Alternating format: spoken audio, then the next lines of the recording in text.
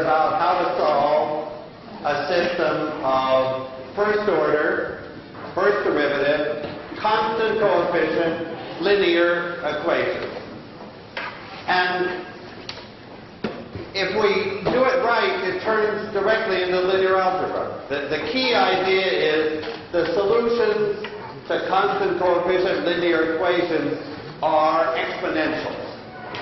So if you look for an exponential, then all you have to find is what's up there in the exponent and what multiplies the exponential, and that's the linear algebra.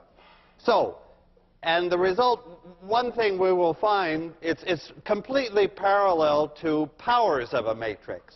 So the last lecture was about how would you compute a to the k, or a to the 100. How do you compute high powers of a matrix? Now, it's not powers anymore, but it's exponentials. That's the natural thing for differential equation. Okay, but can I begin with an example? And I'll just go through the mechanics. How would I solve the two differential equations? So I'm going to make it, I'll have a 2 by 2 matrix, and the coefficients are -1, 2, 1, -2, and I better give you some initial condition. So suppose it starts u at time 0. This is u1, u2. Suppose everything is in u1 at time 0. So at the start, it's all in u1. But what happens as time goes on, du2 dt will be positive because of that u1 term. So flow will move into the u2 component, and it will go out of the u1 component. So we'll just follow that movement as time goes forward by looking at the eigenvalues and eigenvectors of that matrix. That's the first job. Before you do anything else, find the matrix and its eigenvalues and eigenvectors. So let me do that. Okay, so here's our matrix. Maybe you can tell me right away what are the eigenvalues and eigenvalues anyway, and then we can check. But can you spot any of the eigenvalues of that matrix? We're looking for 2 eigenvalues. Do you see, I mean, if I just wrote that matrix down, what do you notice about it? It's singular, right? That's a singular matrix. That tells me right away that one of the eigenvalues is lambda equals 0. That's a singular matrix. The second column is -2 times the first column. The determinant is 0. It's singular, so 0 is an eigenvalue, and the other eigenvalue will be from the trace. I look at the trace. The sum down the diagonal is -3. That has to agree with the sum of the eigenvalues, so that second eigenvalue better be -3. I could, of course, I could compute, why don't I over here, compute the determinant of a minus lambda I, the determinant of this -1 minus lambda 2, 1, -2 minus lambda matrix. But we know what's coming. When I do that multiplication, I get a lambda squared. I get a 2 lambda and a 1 lambda. That's a 3 lambda. And then now I'm going to get the determinant, which is 2 minus 2, which is 0. So there's my characteristic polynomial, this determinant. And, of course, I factor that into lambda times lambda plus 3. And I get the 2 eigenvalues that we saw coming. What else do I need? The eigenvectors. So before I even think about the differential equation or how to solve it, let me find the eigenvectors for this matrix. Okay, so take lambda equals 0. So that's the first eigenvalue. Lambda 1 equals 0. And the second eigenvalue will be lambda 2 equals -3. By the way, I already know something important about this. The eigenvalues are telling me something. You'll see how it comes out. But let me point to, these numbers are, this eigenvalue, a negative eigenvalue, is going to disappear. There's going to be an e to the minus 3t in the answer. That e to the minus 3t, as time goes on, is going to be very, very small.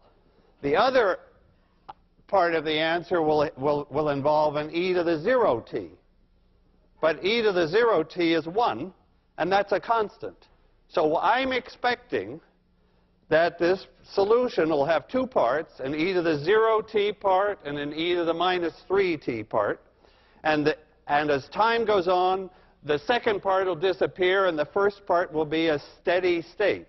It won't move.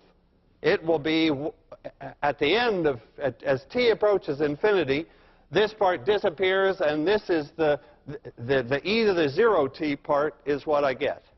And I'm very interested in these steady states. So that's, I get a steady state when I have a 0 eigenvalue. Okay, what about those eigenvectors?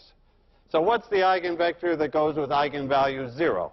Okay, the matrix is singular as it is. The eigenvector is the guy in the null space.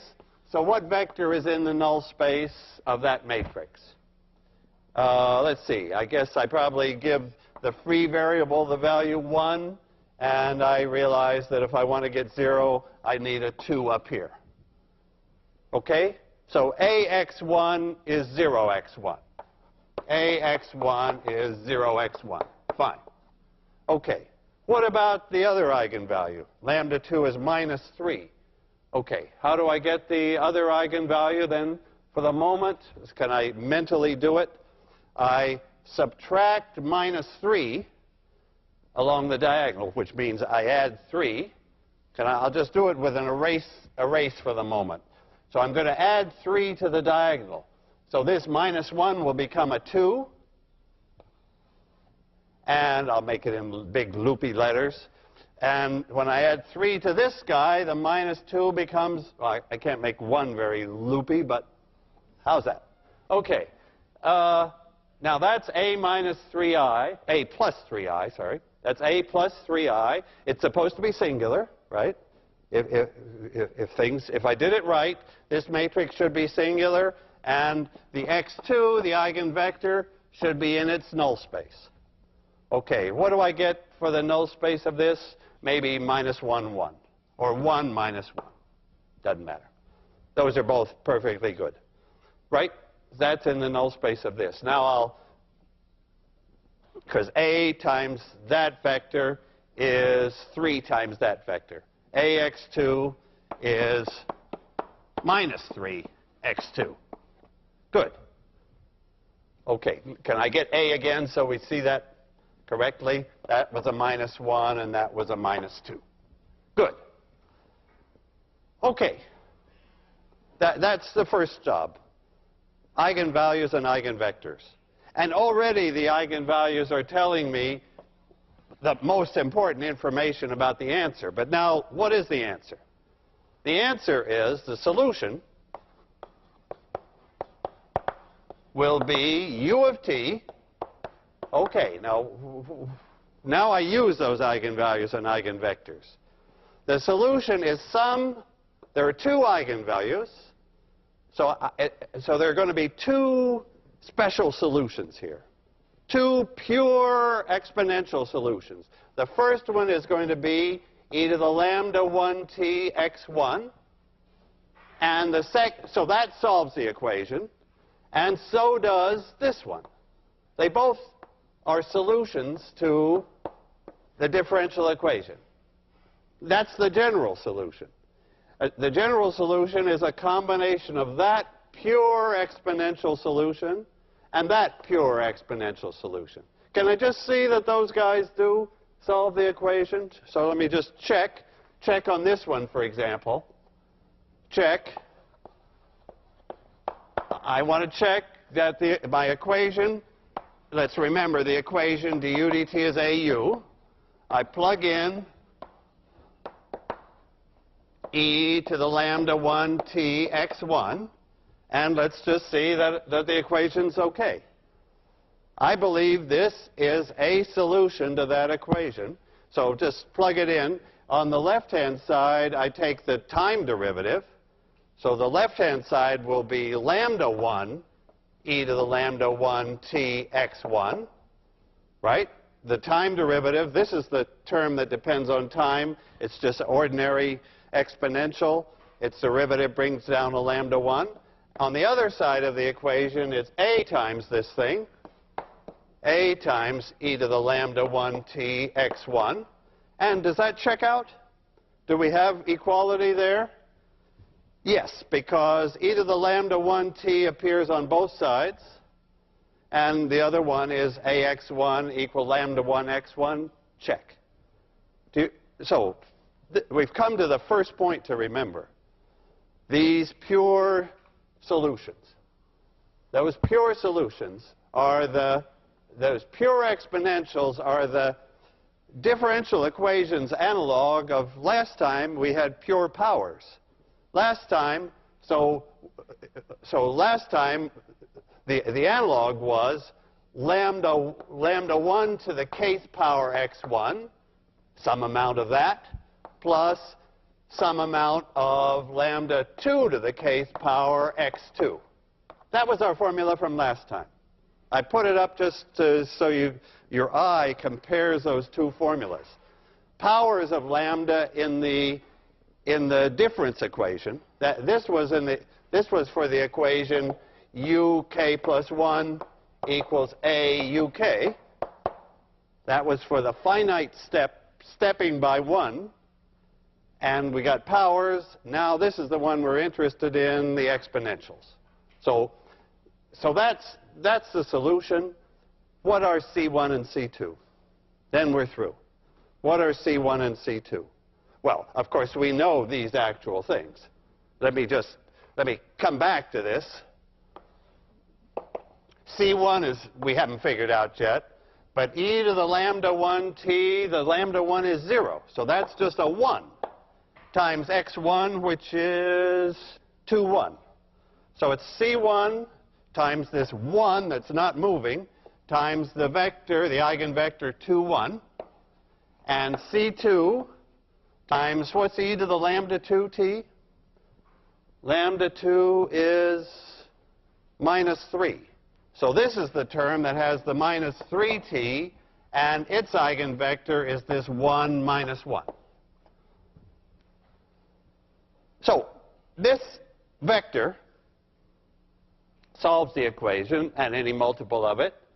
This vector solves the equation if it's got that factor e to the minus 3t. We've got the answer except for C1 and C2. So everything I've done is immediate as soon as you know the eigenvalues and eigenvectors. So how do we get C1 and C2? That has to come from the initial condition. So now I use u of 0 is given as 1, 0. So this is the initial condition that will find C1 and C2. So let me do that on the board underneath. At t equals 0, then,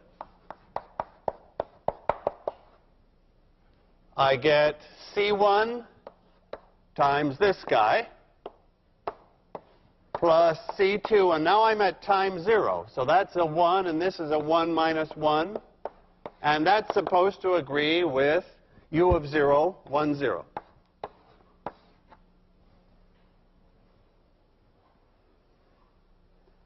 Okay.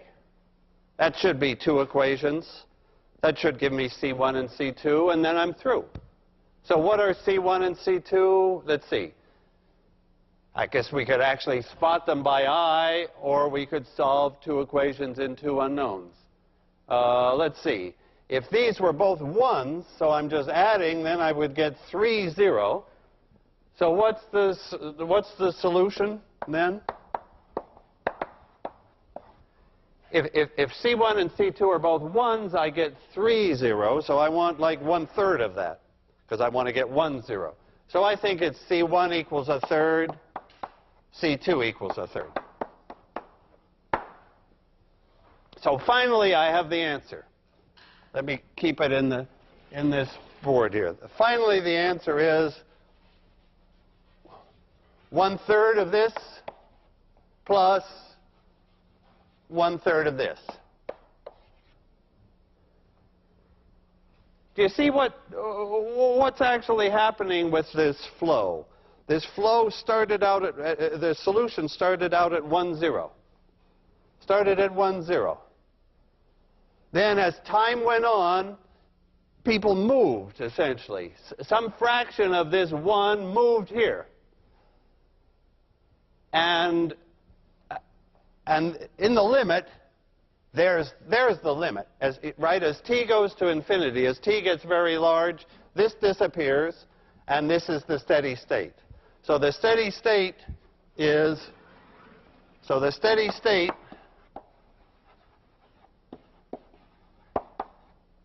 we could call it u at infinity, is 1/3 of 2 and 1.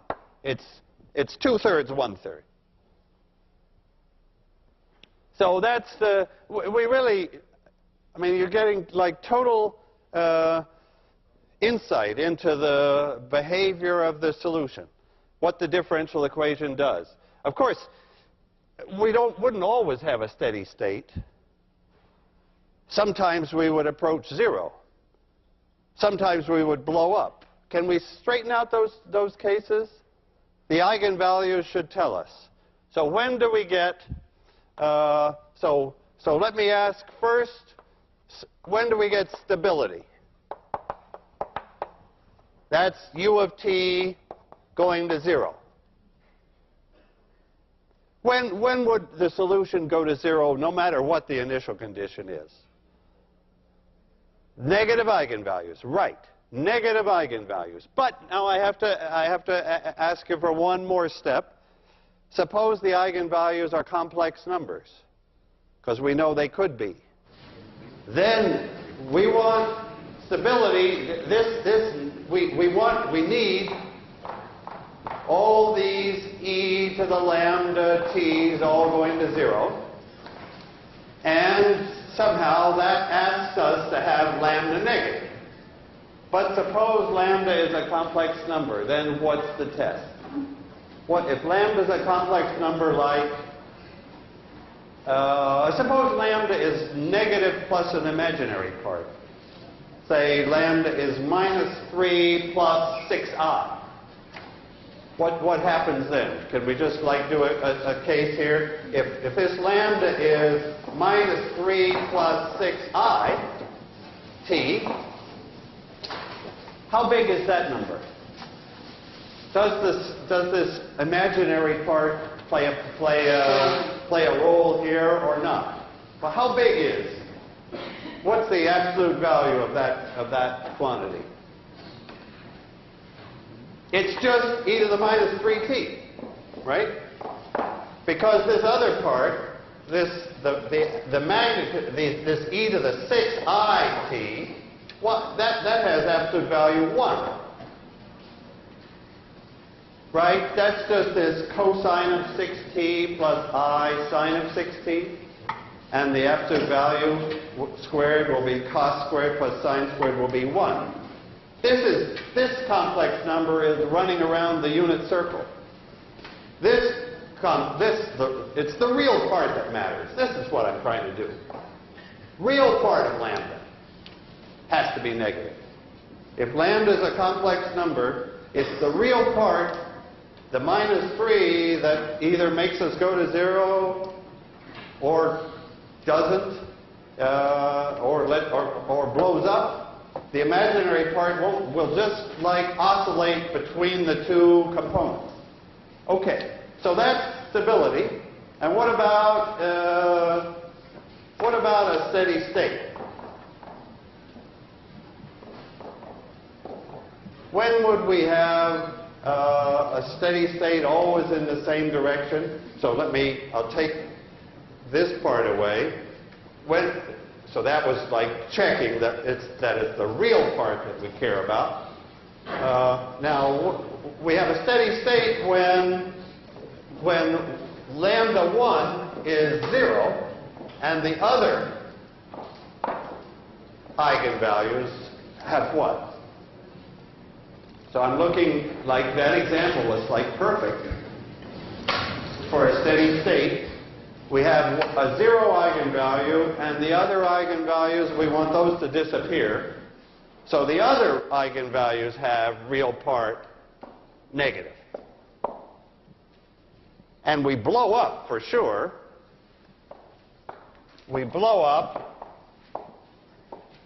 if any real part of lambda is positive. So if I reverse the sign of the matrix A, suppose instead of the matrix I had, the A that I had, I changed it, changed all its signs.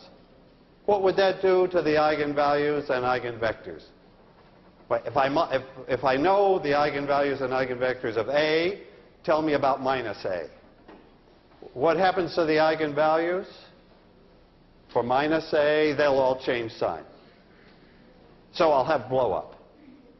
This, instead of the e to the minus 3t, if I change that to minus, if I change the signs in that matrix, I would change the trace to plus 3.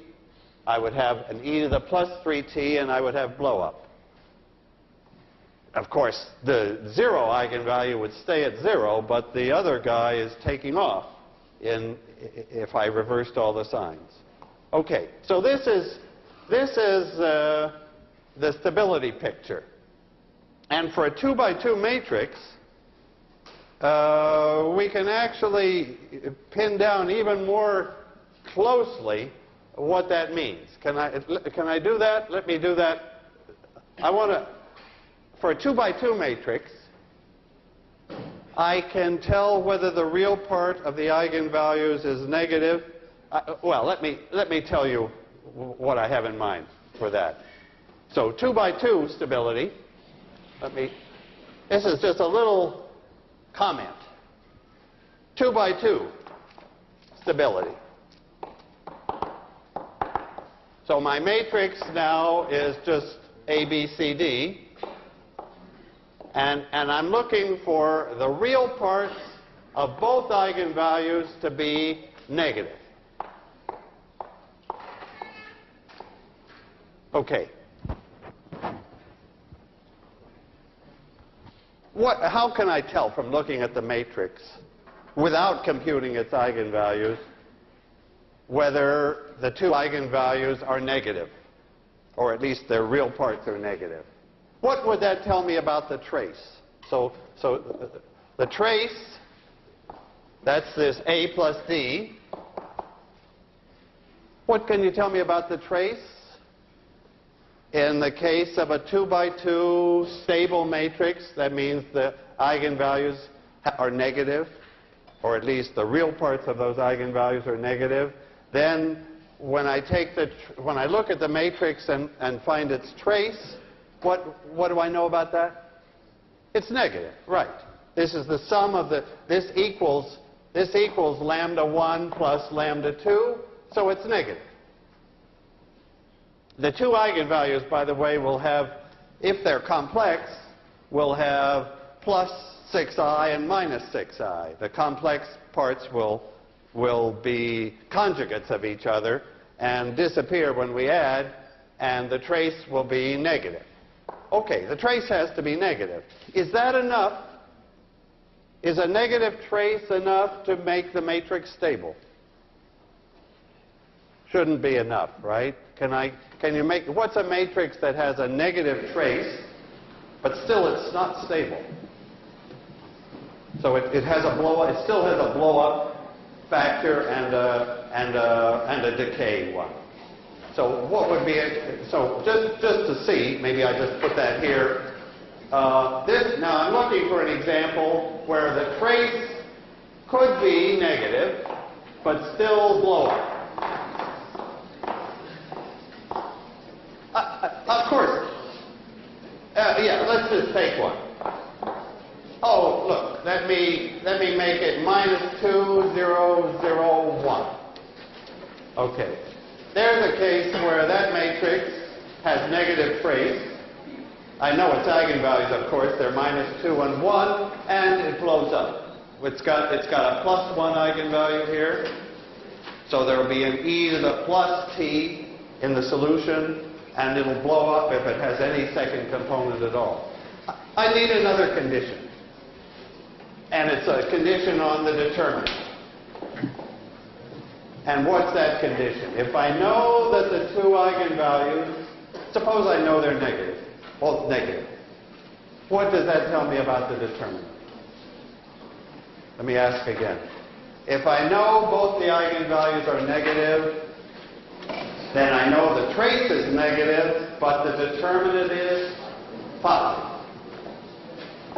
Because it's the product of the two eigenvalues. So this determinant is lambda 1 times lambda 2. This is lambda 1 times lambda 2. And if they're both negative, the product is positive. So positive determinant, negative trace. I can easily track down this condition also for if there's an imaginary part hanging around. Okay, so that's like a small but quite useful, because 2 by 2 is always important, comment on stability. Okay, so let's just look at the picture again. Okay, the main part of my lecture, the one thing you want to be able to like just do automatically is this step of solving the system. Find the eigenvalues, find the eigenvectors, find the coefficients. And notice, what's the matrix in this linear system here? I can't help, if I have equations like that, that's my equations column at a time. What's the matrix form of that equation?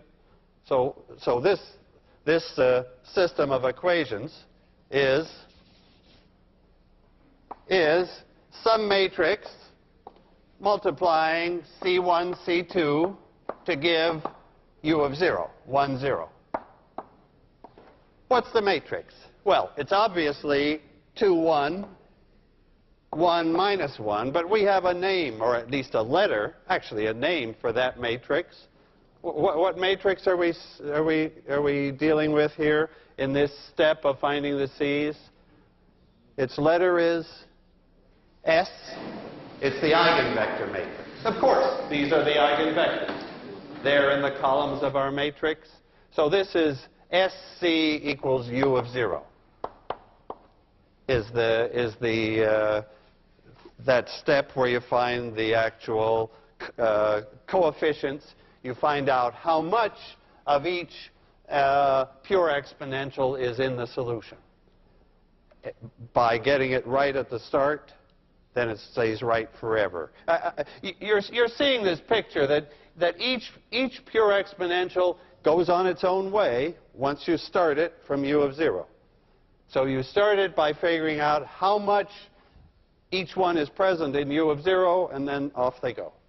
Okay, so that's a system of two equations in two unknowns, coupled.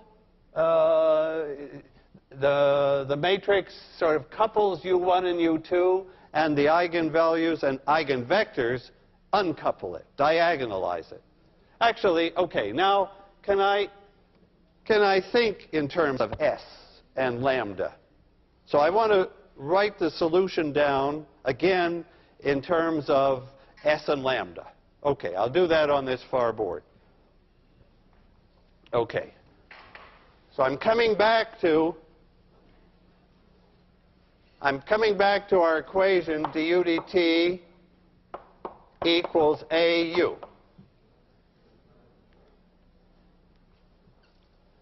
Now, this matrix A couples them. The whole point of eigenvectors is to uncouple. So one way to see that is introduce set U equal A, not A, it's S, the eigenvector matrix that uncouples. So I'm taking this equation as I'm given, coupled with A is probably full of non-zeros, but by uncoupling it, I mean I'm diagonalizing it. If I can get a diagonal matrix, I'm in.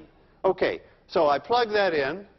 This is A SV, and this is S dV dt. S is a constant. This is the eigenvector matrix. This is the eigenvector matrix. Okay, now I'm going to bring S inverse over here. And what have I got? That combination S inverse AS is lambda, the diagonal matrix. That's the point. If I'm using the eigenvectors as my basis, then my system of equations is just diagonal. There's no coupling anymore. dv1 dt is lambda 1 v1.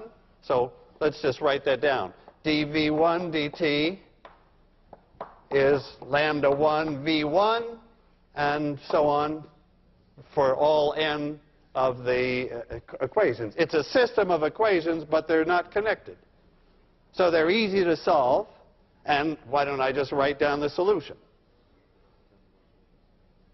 V is now some e to the lambda 1 t. Okay. I guess my idea here now is to use the natural notation. V of t is e to the lambda t v of 0. And u of t will be s e to the lambda t s inverse u of 0. This is the formula I'm headed for. This matrix, s e to the lambda t s inverse, that's my exponential. That's my e to the at. Is this s e to the lambda t s inverse. So my job really now is to explain what's going on with this matrix up in the exponential. What does that mean? What does it mean to say e to a matrix? This ought to be easier because this is e to a diagonal matrix, but still it's a matrix. What do we mean by e to the at? Because really, e to the at is my answer here. My answer to this equation is this u of t. This is my e to the at u of 0. So it's my job is really now to say what does that mean? What's the exponential of a matrix, and why is that formula correct? Okay, so I'll put that on the board underneath. What's the exponential of a matrix? Let me come back here. So I'm talking about matrix exponentials.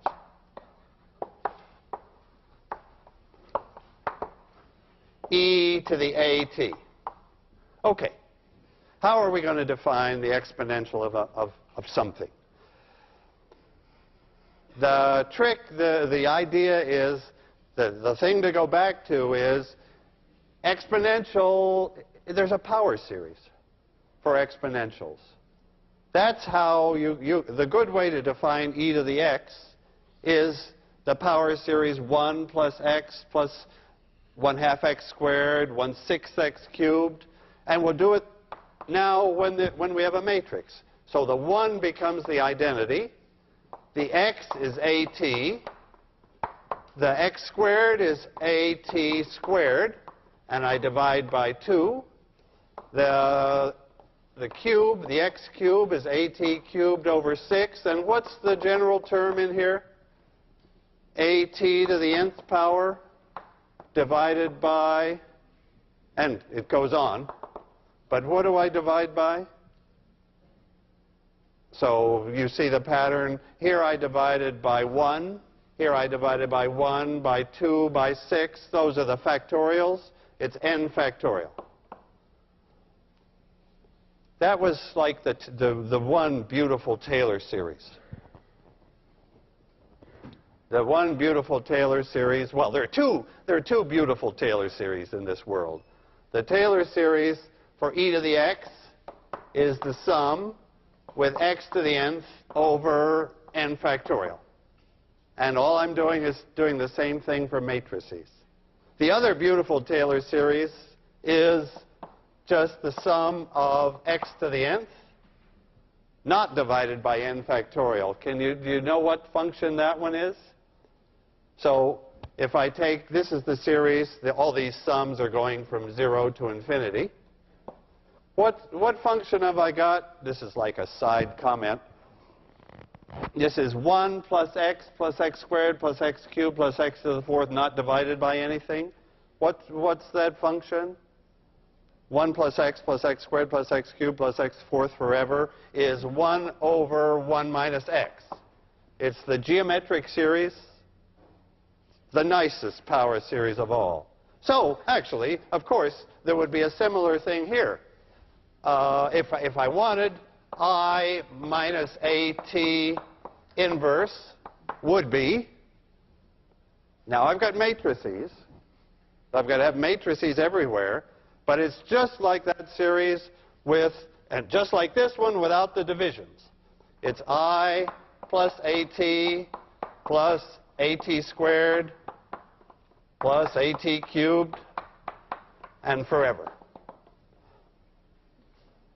So that's actually a reasonable way to find the inverse of a matrix. If I chop it off, well, it's reasonable if t is small. If t is a small number, then t squared is extremely small, t cubed is even smaller. So approximately, that inverse is I plus AT. I can keep more terms if I like. Do you see what I'm doing? I'm just saying we can do the same thing for matrices that we do for ordinary functions. And the good thing about the exponential series, so in a way, this series is better than this one. Why? Because this one always converges. I'm dividing by these bigger and bigger numbers. So whatever matrix A, and however large T is, that series, these terms go to 0. The series adds up to a finite sum. E to the AT is completely defined. Whereas the second guy could fail, right? If AT is big, somehow if AT has an eigenvalue larger than 1, then when I square it, it'll have that eigenvalue squared. When I cube it, the eigenvalue will be cubed. That series will blow up unless the eigenvalues of AT are smaller than 1. So when the eigenvalues of AT are smaller than 1, so I better put that in. All eigenvalues of AT below 1, then that series converges and gives me the inverse. Okay. So this is the guy I'm chiefly interested in, and I wanted to connect it to, oh, okay, how do I get, this is my main thing now to do. How do I get e to the AT? How do I see that e to the AT is the same as this?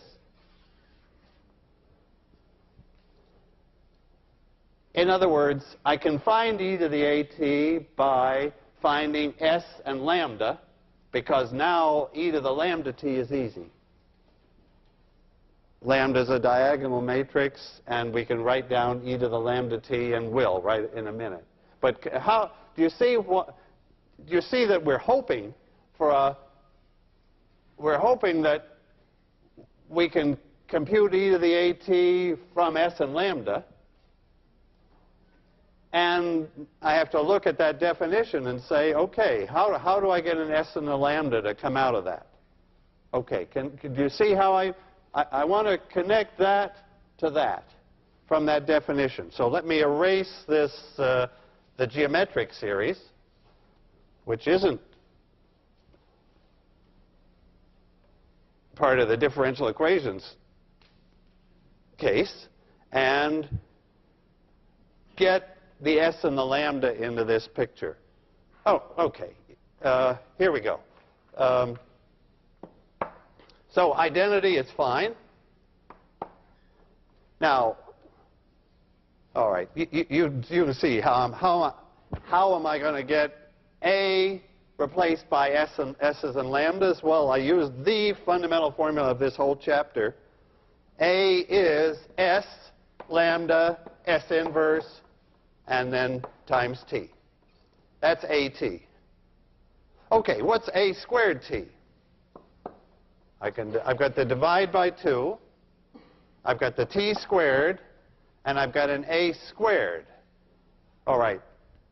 So I've got there's A. There's A. Now square it. So what happens when I square it? We've seen that before. When I square it, I get S lambda squared S inverse, right? When I square that thing, there's an S and an S cancels out an S inverse.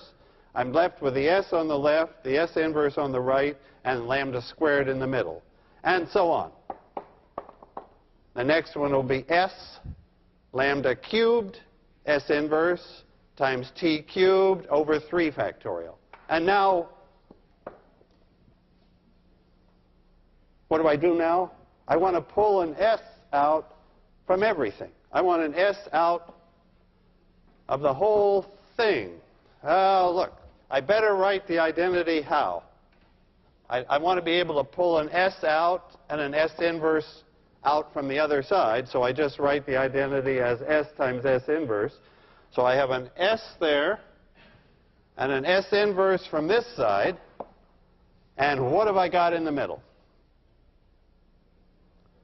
If I pull out an S and an S inverse, what have I got in the middle? I've got the identity, a lambda T, a lambda squared T squared over 2.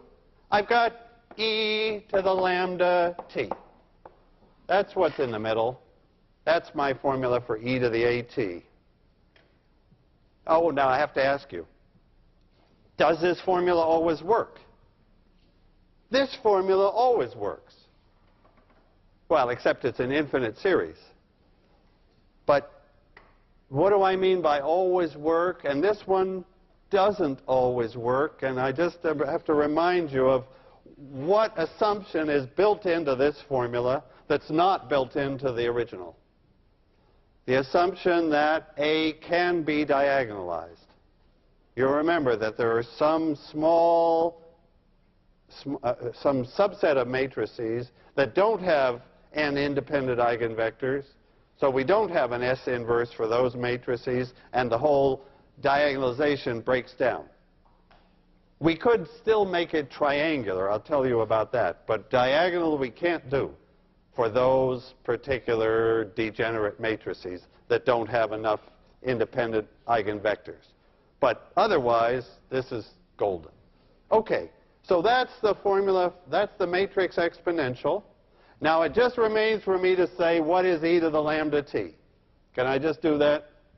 Let me just put that in the corner here. What is the exponential of a diagonal matrix? Remember, lambda is diagonal, lambda 1 down to lambda n. What's the exponential of that diagonal matrix? Because our whole point is that this ought to be simple. Our whole point is that to take the exponential of a diagonal matrix ought to be completely decoupled. It ought to be diagonal, in other words, and it is. It's just e to the lambda 1t, e to the lambda 2t, e to the lambda nt, all zeros. So if we have a diagonal matrix, and I plug it into this exponential formula, everything's diagonal, and the diagonal terms are just the ordinary scalar exponentials e to the lambda 1t. Okay, so that's in a sense, I'm doing here on this board with like formulas what I did on in the first half of the lecture with specific matrix A and specific eigenvalues and eigenvectors. So let me show you the formulas again. But I guess what should you know from this lecture? You should know what this matrix exponential is, and like, when does it go to 0? Tell me again now the answer to that. When does e to the at approach get smaller and smaller as t increases? Well, the s and the s inverse aren't moving. It's this one that has to get smaller and smaller, and that one has this simple diagonal form. And it goes to 0 provided every one of these lambdas, I need to have each one of these guys go to 0. So I need every real part of every eigenvalue negative. Right? If the real part is negative, that takes the exponential, that forces the exponential goes to 0. Okay. So that's really the difference. If I can just draw here's a picture of this is the complex plane. Here's the real axis, and here's the imaginary axis. And where do the eigenvalues have to be for stability in differential equations? They have to be over here, in the left half plane. So the left half plane is this plane, real part of lambda less than 0. Where do the eigenvalues have to be for powers of the matrix to go to 0? Powers of the matrix go to 0 if the eigenvalues are in here. So this is the stability region for powers. This is the region absolute value of lambda less than 1. That's the stability for, that tells us that the powers of A go to 0. This tells us that the exponential of A goes to 0. Okay, one final example. Let me just write down how to deal with a final example. Let's see. So my final example will be a single equation, u double prime plus a bu prime plus ku equals 0. One equation, second order. How do I, and maybe I should have used, I prefer to use y here, because that's what you see in differential equations. And I want u to be a vector. So how do I change one second order equation into a 2-by-2 first order system? Just the way I did for Fibonacci. I'll let u be y prime and y. What I'm going to do is I'm going to add an extra equation, y prime equals y prime. So I take this, so using this as the vector unknown, now my equation is u prime. My first order system is u prime. That'll be y double prime y prime, the derivative of u. Okay, now the differential equation is telling me that y double prime is, so I'm just looking for, what's this matrix? Y prime y. I'm looking for the matrix A. What's the matrix in case I have a single first order equation and I want to make it into a 2-by-2 system? Okay, simple. The first row of the matrix is given by the equation. So y double prime is minus b y prime minus k y. No problem. And what's the second row of the matrix? Then we're done. The second row of the matrix I want just to be the trivial equation y prime equals y prime. So I need a 1 and a 0 there. So matrices like these, the general case, if I had a 5-by-5, if I had a fifth order equation and I wanted a 5-by-5 matrix, I would see the coefficients of the equation up there, and then my 4 trivial equations would put 1s here. This is the kind of matrix that goes from a 5th order to 5 by 5 first order. So the eigenvalues will come out in a natural way connected to the differential equation. Okay, that's differential equations. A parallel lecture compared to powers of a matrix. We can now do exponentials. Thanks.